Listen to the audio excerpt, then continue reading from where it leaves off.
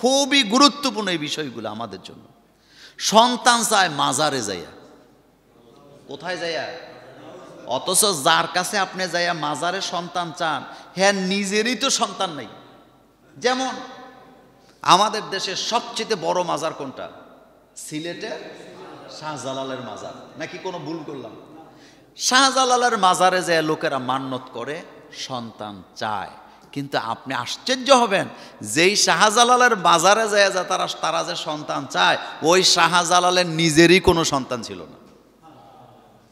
কথা কি বুঝাইতে পারলাম? তাহলে সন্তান কে দেয়? আল্লাহ পাক। খুব গুরুত্বপূর্ণ কথা, কিন্তু আমরা এগুলোকে গুরুত্ব দিচ্ছি না। আল্লাহ রাব্বুল আলামিন বলছেন, আমি ছেলে দিই, আমি মেয়ে দিই, আমি সন্তান দান করি, আমি ছাড়া কেউ দিতে পারে না। এই জন্য নেককার সন্তান চাইতে হবে। এমন সন্তান আল্লাহর কাছে চাইবেন যেই সন্তান দেখলে পরে তার কর্মকাণ্ড দেখলে আপনার কলিজা শীতল হয়ে যায়, আপনার চোখ দুইটা শীতল হয়ে যায়।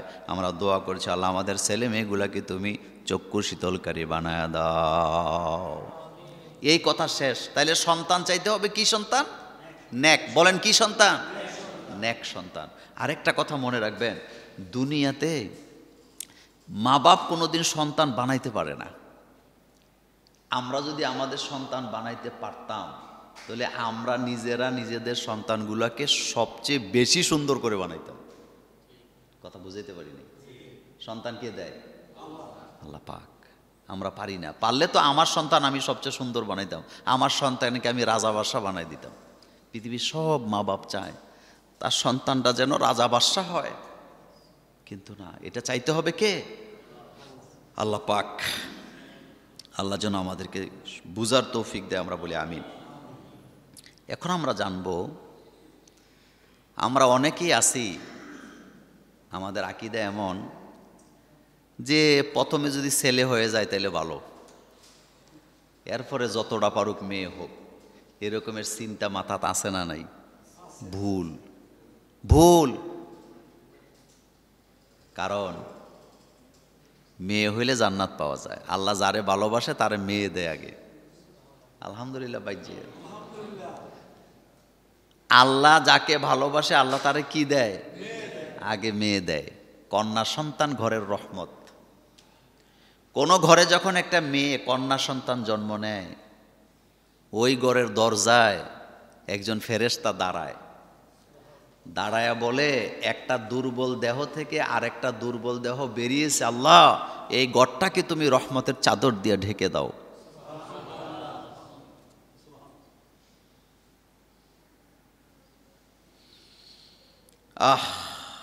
আল্লাহ পাক বলছেন, ইজা বুশরা আহাদুহুম বিল উনসা যাল্লা ওয়াজহুহু মুসওয়াদ্দান ওয়া হুয়া কাযীম। আল্লাহ পাক বলেন, এমন নাফরমানও তো আছে, তাকে যখন বলা হয় তোমার একটা মেয়ে হইছে, কন্যা সন্তান হইছে, তার চেহারাটা তখন কালো হয়ে যায়। কি হয়ে যায়? ছেলে হইলে দাদা দাদি নানা নানি সবাই খুশি, পেটের মধ্যে বাচ্চা আছে, 5 মাসের সময় আলট্রাসোনোগ্রাম করে দেখছে ছেলে, এটা বাচ্চাটা ছেলে। এখন সারা দুনিয়ারে দাওয়াত দেয়, খাওয়ায়। আবার আমাদের দেশে আরেকটা আছে, হামেলা হওয়ার পর অর্থাৎ প্রেগনেন্সি আসার পরে একটা খাবারের আয়োজন করে। বুঝেন নাই? আজকেই শুনছেন?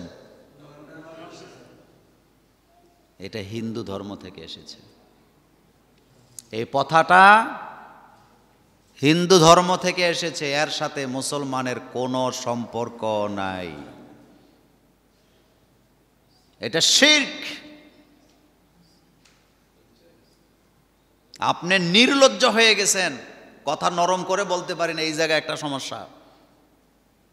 আমার বউয়ের পেটে বাচ্চা আসছে, এটা কি দাওয়াত দেওয়ার ব্যাপার? জোরে বলবেন। আমার মেয়ের পেটে বাচ্চা আসছে, এটা কি মানুষে জানানোর কথা? তো কি করতেছি আমি? আমার বউ, আমার মেয়ে, অথবা আমার কেউ, আমার বোন, সে প্রেগনেন্ট হয়েছে, তার পেটে বাচ্চা আসছে, এটা তো মানুষে জানার কথা না। কিন্তু আমি একবারও চিন্তা করলাম না। একটা গল্প পড়েছিলাম, গল্পের মধ্যে, এটা হাদিস নয়,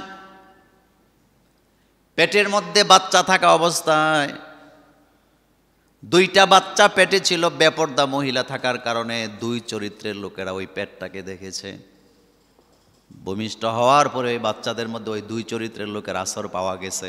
বর্তমান বিজ্ঞানও স্বীকার করেছে, মা সন্তানকে পেটে ধারণ করা অবস্থায় যা যা করে সবগুলা সন্তানের চরিত্রের মধ্যে পাওয়া যায়। এজন্য প্রত্যেক মুসলিম নারীদের উচিত তারা যখন প্রেগনেন্সি হয় তাদেরকে সারাক্ষণ কোরআনের তেলাওয়াত শোনার দরকার আছে না নাই? পেটের বাচ্চা ও মায়ের মুভমেন্ট বুঝতে পারে, মায়ের কান দিয়া শুনে, পেটের বাচ্চা মায়ের কান দিয়ে শোনে, মায়ের চোখ দিয়া দেখে, মায়ের মুখ দিয়ে খায়। এই জিনিসগুলা যে জাতির জন্য কত গুরুত্ব। আর ফ্যাড হইছে মহিলার, ইউনি সারাদিন গান শোনে, আর আমরা কি করি? কয় মাসের সময় খাওয়াই আপনারা বলেন? এটা আমি জানতাম না কয় মাসে খাওয়া, কিন্তু খাওয়া এটা আমি জানতাম। এটা কখনো করবে না। আপনি কি করতেছেন? কথা বলছিলাম কন্যা সন্তানের ব্যাপারে। কন্যা সন্তান আপনার ভালো লাগে না? কন্যা সন্তান এমন সন্তান যেটা বাপের কণ্ঠ 1 মাস হওয়ার পর থেকে সে বুঝতে পারে। দেখবেন আপনার ঘরে মেয়ে সন্তান হইছে, 1 মাস বয়স, আপনি ঘরে গেলে চোখ বাঁকা করে বাপেরে খুঁজে। কন্যা সন্তান এমন সন্তান যে বাপের কাছ থেকে কখনো দূরে সরে যায় না। কন্যা সন্তান এমন সন্তান, তার কাছে কিছু তার দরকার হলে বাপের কাছে চায়, বাপের আশেপাশে ঘুরে তার দুঃখ কষ্ট বাপের গলায় জড়িয়ে ধরে বলতে চায়।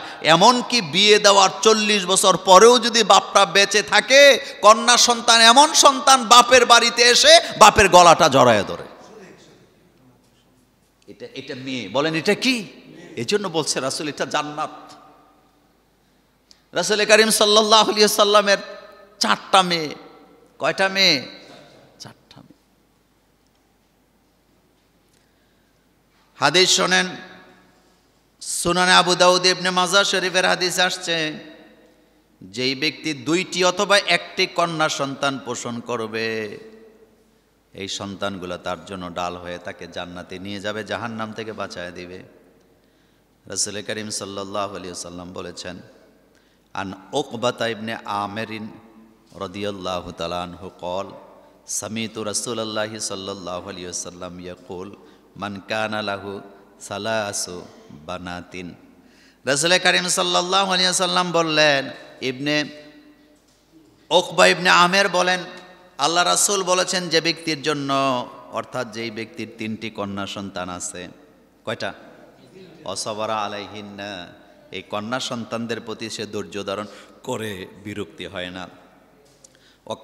অকাসাহুন্না মিন জিদাতিহি, রাসূল বললেন তাদের ব্যাপারে ধৈর্য ধারণ করে, তাদেরকে যথাসাধ্য পোশাক আদি দেয়। আল্লাহ রাব্বুল আলামিন এই মেয়েদের কারণে তাকে, এই মেয়েগুলাকে ঢাল বানায়া জাহান্নামের আগুন থেকে বাঁচায়া দিবে। সুবহানাল্লাহর আওয়াজ এত আস্তে হইল কেন? 3টা কন্যা সন্তান যাদের আছে, তারা, সে যদি মেয়েদের প্রতি কি থাকে? ধৈর্যশীল হয়, খোটা না দেয়, মেয়েদেরকে যদি পোশাক আশাক দেয়, ডাল হবে, ডাল। ডাল ছাড়া যুদ্ধ করা যায় না। এই 3টা মেয়ে ডাল হবে, আল্লাহ তাদেরকে জাহান্নাম থেকে বাঁচায় দিবে। রাসূলের সামনে দিয়ে ব্যাগ নিয়ে এক লোক বাজারে যাচ্ছেন। আল্লাহ রাসূল বললেন, কোথায় যাও? সাহাবা বললেন, হুজুর আমি বাজারে যাই। রাসূল বললেন, কি কি কিনবা? কয়, হুজুর ছেলের জন্য জামা কাপড় কিনবো। মনোযোগ আছে আপনাদের? কার জন্য? রাসূল বলতেছে, তোমার কি কোনো মেয়ে নাই? কয়, হ্যাঁ হুজুর আমার তো একটা মেয়েও আছে। রাসূল অর্ডার দিচ্ছে, বাজারে যখন যাবা খবরদার আগে মেয়ের জন্য কিনবা, তারপরে ছেলের জন্য কিনবা।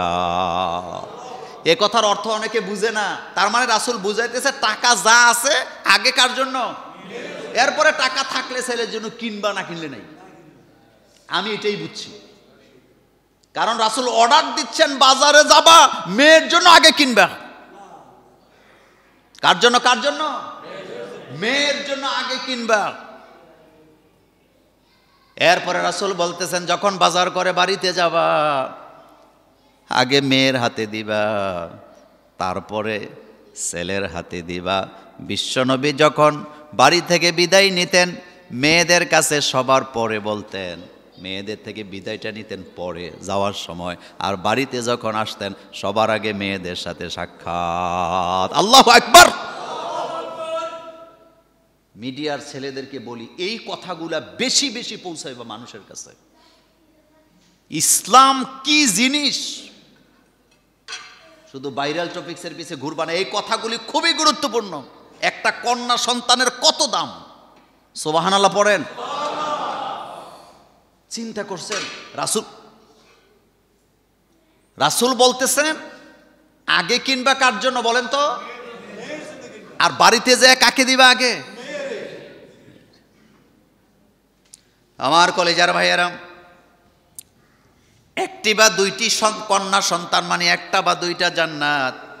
ইবনে আব্বাস রাদিয়াল্লাহু তাআলা আনহু থেকে হাদিস বর্ণিত, তিনি বলেন যে মুসলিমের দুইটা কন্যা সন্তান আছে এবং সে তাদেরকে উত্তম চরিত্র দেওয়ার জন্য তাদেরকে সব কিছু করলো, আল্লাহ রাব্বুল আলামিন তাকে বেহেশতে ঢুকায়া দিবে। ধরে নিয়ে আল্লাহ কোথায় দিবে? বেহেশতে প্রবেশ করাবেন। আমি ভাষাটা এভাবে বললাম। রাসূল বলেন যে ব্যক্তির দুইটা কন্যা সন্তান আছে, দুইটা মেয়ে আছে, ওই মেয়েগুলাকে লালন পালন করলো, আল্লাহ তাকে ধরে জান্নাতে ঢুকাই দিবে। আর আমার দেশে এমন ডাকাইত বাপও আছে, মেয়েদেরকে ভালো জামা কাপড়ও কিনে দেয় না, মেয়েদের প্রতি আকৃষ্টতাও নাই, মেয়েদেরকে ভালোবাসে না, অনেক দূরে সরাইয়া রাখে, এমন ডাকাইত আছে না নাই? মাও আছে এরকমের। মাটা কেমন? ছেলে মেয়ে দুইটা একসাথে খাইতে বসছে, মাছ দুইটা, একটা সাইজে বড় আরেকটাকে সাইজে একটু ছোট, একেবারে বুকে হাত দিয়া শক্ত করে জোরে বলেন তো, মা বড় মাছটা কারে দেয়? চিন্তা করছেন? উনি মেয়ে হইয়া মেয়ের দরদ বুঝে না। আবার কি কয় জানেননি? কয় মেয়েদের তো জিহ্বা বড় করার দরকার নেই,